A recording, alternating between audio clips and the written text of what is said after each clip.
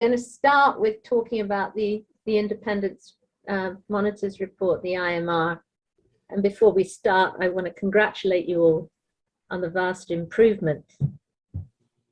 It's quite a big deal.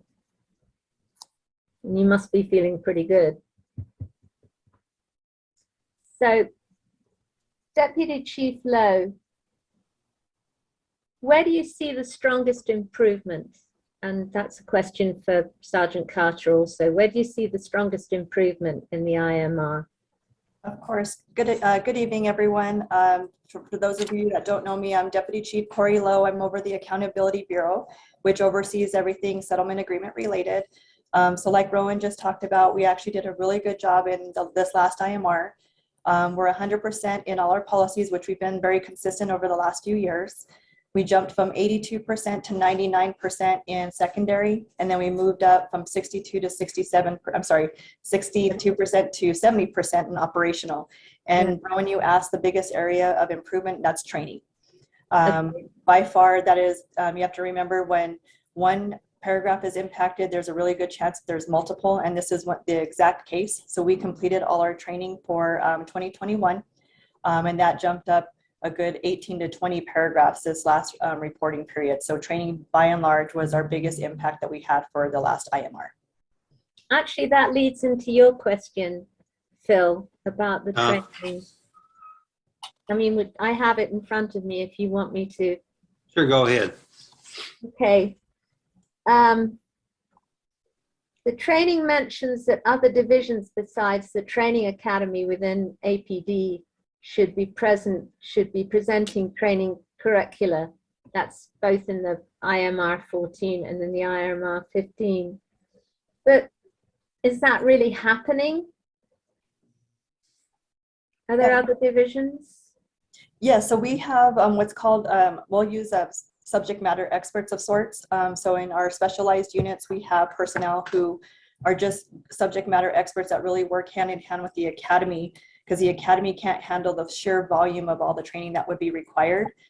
So we don't independently create our own curriculum throughout the department. We do have to work with the training academy. So that's where Dr. Haney and her group comes into play. And so there's no individual training development occurring without the training academy knowing. That is a repeat recommendation. And we've been working with the monitor, and we've actually done a very, very good job in the last year of bringing in SMEs to work directly with the academy and the training development. But we do have to have those ancillary trainers to help supplement the academy staff and training, you know, over about 900 officers. So it's a really important aspect to the department. Is that your question, Phil, or did you want to ask about training outside of the academy? Well, that was training for qualified people who've got past the cadet stage. Yeah, that was the opening to my question. I also just wondered, how is this going to affect operational tactics, like within the field divisions?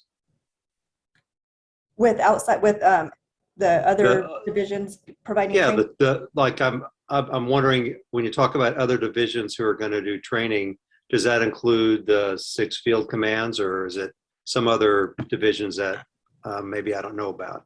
No, that's a good question. So most of it is coming from, like, I'll give our biggest examples. Special Operations Division, that is made up of our SWAT team, our K9, our bombs unit. Those parts have to work hand in hand with the academy to create specialized training, because that's where we have a little bit more of a heightened training for SWAT. Another one is Crisis Intervention. Crisis Intervention works directly with the academy. So that's where those SMEs and the academies kind of go together, but they won't be necessarily training the department without the academy's knowledge or inclusion. So, I mean, that's what it's really talking about. So are they Rex, it looks in IMR-15 like they're saying some curriculum really just hasn't been rolled out yet. Is that correct? We do have some that was already in the middle of development that hasn't been implemented. So yeah, I mean, we'll always have that training development process going. And if it's CASA related, which all obviously stuff in the IMR are, that there's an additional layer of approval, and that goes to the monitoring team and the DOJ. So those are always going. And a good example of that is, you know, adding one component to supervisory training, which is critical incident management. That's a requirement for one, specifically paragraph 88. And so we make sure that we add that component. That will be done by the end of the 2022 training cycle.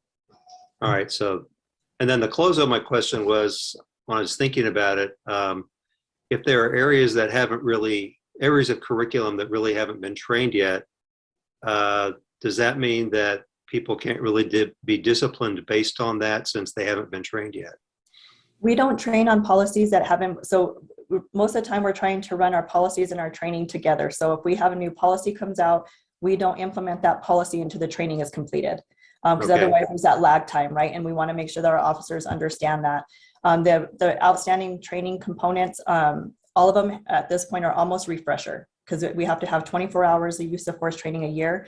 That should be the same year after year, with the exception of any changes in policy, which the policy suite just got submitted to the monitoring team and DOJ for approval. If there's any gaps between those policies, we'll retrain those to make sure that our officers understand the differences between the previous published policy and the current one. Okay, thank you.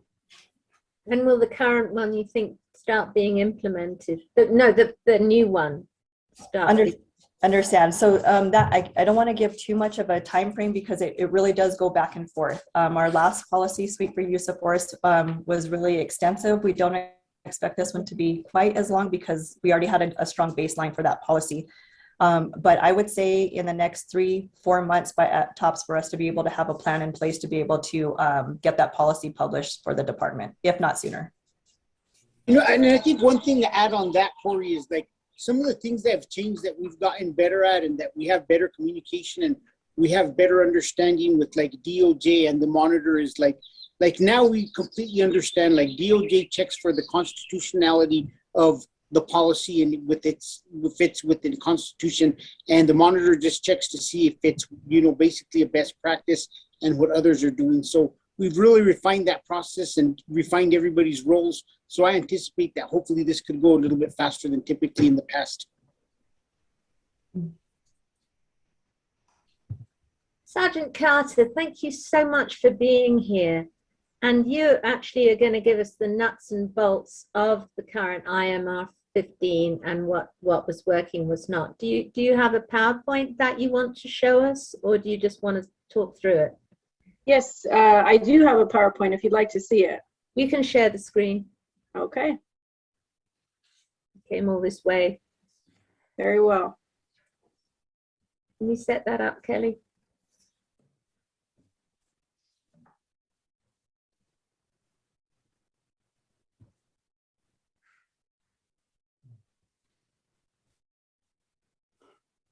All right. Does everybody have a good view of the PowerPoint? Okay. Thank you. Yes, ma'am. Okay, so I'll be sharing with you a PowerPoint about the department as it relates to its compliance efforts with the CASA, specifically the most recent independent monitoring reports 14 and 15. So the monitoring team, for those of you who may not be familiar, they're comprised of Dr. James Ginger, and the members are Mr. Phil Coyne, Mr. Dan Giaquinto, Dr. Laura Kennard, Mr. Rick Nasilis, Mr. Albert Pryke, Mr. Stephen Rickman, William Toms, and Mr. David Torres. Here are the links related to the documents. So the court approved the settlement agreement, the CASA, and then also IMR 14 and 15. And those are available too if you don't have these links, and I can put them in the chat here in a little bit as well. They're also on the department's website, on the City of Albuquerque's website as well. Okay, so the CASA is broken down into 9 sections: use of force, specialized units, crisis intervention, policies and training, misconduct, complaint, intake, investigation and adjudication, staffing, management and supervision, recruitment, selection and promotions, officer assistance and support, and then community engagement and oversight. So the CASA has 344 total paragraphs, 276 which are measurable. And then of those measurable paragraphs, it gets broken down into 3 levels of compliance, being primary, secondary, and operational. So primary compliance means the department has established policies and procedures. Secondary compliance will refer to the training being implemented. and either happening within the department after these policies and procedures have been published. Then there's operational compliance, and that just refers to how well the department is doing as it relates to having policies, procedures implemented. So we'll move on to this graph here. And what this graph is going to depict is the department's compliance levels as it relates to the independent monitoring reports, basically from the time they started. So from IMR-1, if you can see that to the left side, and then I'll direct you to the two most recent, IMR-14, which was published in November of 2021, and then IMR-15, which came out this month. And so you can see there the numbers that Deputy Chief Lowe was referring to earlier. We had a pretty significant jump, and I'll get into that a little bit more as we go on. So starting with IMR-14, the compliance of the department primary was 100%, secondary was 82%, and we were in 62% of operational compliance. So we're going to break down, we're going to analyze the 9 sections. And so for IMR-14, use of force had 91%, there was no change in compliance. And so we had a total number of paragraphs which increased in compliance, that was 6. And then we had 1 paragraph that had a decrease in compliance. Specialized units is doing really well. They're at 100% compliance. They had no change in their paragraphs up or down.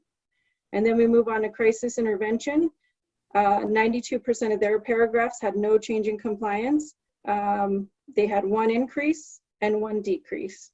And then moving on to policies and training, they're 100%, no changes in compliance for IMR-14 for policies and training. Could you, moving on to Ms. sorry, Yes, ma'am. could you tell us which were decreased? Do you have that to hand? Which ones were decreased? In Which section? In all of them, use of force, what paragraph was decreased? In crisis intervention? I don't have the specific paragraphs, but I can certainly, if you would put in the chat, if you find a paragraph or a section that you'd like to know what specific paragraphs, I can get you that information. Okay. That would be good. Okay, thank you. Go on, I'm sorry. Yes, ma'am, no problem. And if anyone has any questions at any time, I don't mind someone interrupting. I don't mind stopping and taking questions. It's good to find out after I've interrupted. Sorry. No problem. No problem. I probably should have mentioned that to begin with. Okay. So going back to misconduct, complaint intake, investigation, and adjudication. With those paragraphs, there was 90%. There was no change in compliance, and so they didn't have any increased compliance in any of their paragraphs, and they had a decrease in 4 paragraphs. Staffing, management, and supervision. There was no change. 83% of their paragraphs had no change. There was an increase in compliance for 5 paragraphs, and there was a decrease for 0 paragraphs. Recruitment, selection, and promotion. They're doing really well. They're 100% in compliance, and that's going to be the same for officer assistance and support. The last 2 of the 9 sections, we have community engagement and oversight. They had 95% no change in compliance. They did have an increase in compliance in 1 paragraph and a decrease in compliance in 1 paragraph. They have a total of 36 that didn't have any changes. Implementation, compliance, assessment, and enforcement. They are 100%. The total number of paragraphs, there's been no change in compliance. And so I think that color should have been blue, but it looks like they're 100% decreased compliance. Anybody have any questions for IMR-14? Okay, I'm going to go ahead and move on to IMR-15. So like I said earlier, this was published in May of 2020. And the current compliance levels are primary level is 100%, secondary is 99%, and operational, we are 77%. 77. Yes, ma'am. It says 70. You said 77. Oh, I'm sorry, 70%. So since the last IMR report 14, the following changes in compliance levels are noted. And this is something that Deputy Chief Lowe alluded to earlier. Primary compliance, we didn't have any change, so we're still 100%. Secondary compliance, we had a huge increase, an increase of 20.7%, so from 82 to 99. I'm sorry, that's wrong. Yes, that's correct. And then we had secondary compliance, or I'm sorry, operational compliance, there was an increase of 12.9%. So that was 62% up onto 70%. So she did allude to it earlier, the increase for the secondary compliance was largely attributed to use of force, supervisory, and PEMS training. And PEMS stands for Performance Evaluation Management System Training. So I'm not sure if you guys have heard of that.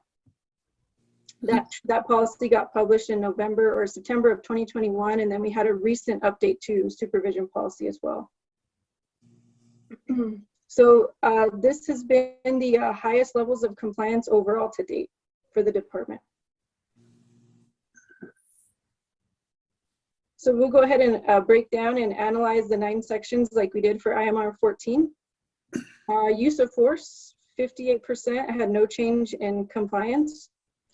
There was an increase in compliance for 29 paragraphs and a decrease in compliance for 3 paragraphs.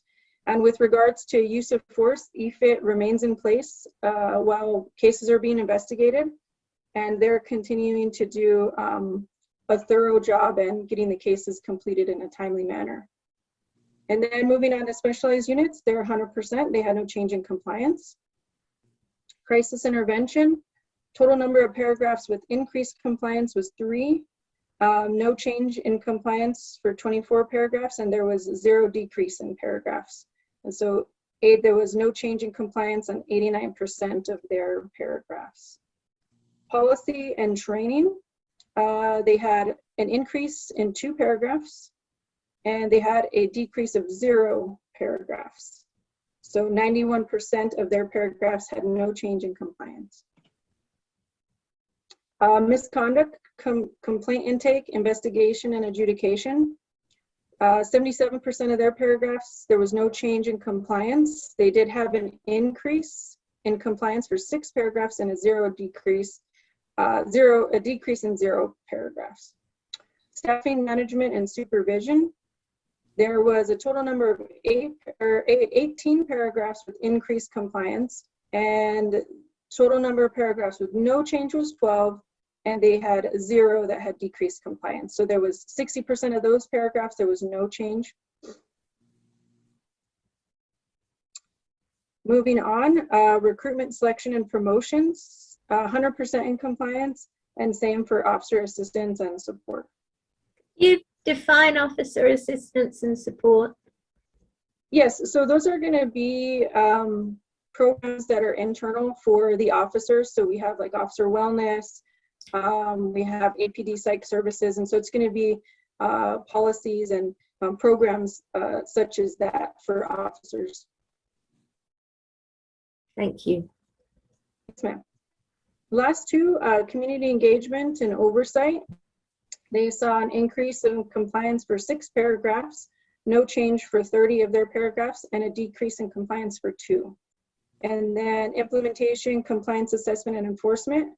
Total number of paragraphs with no change, 1. So they're at 100%.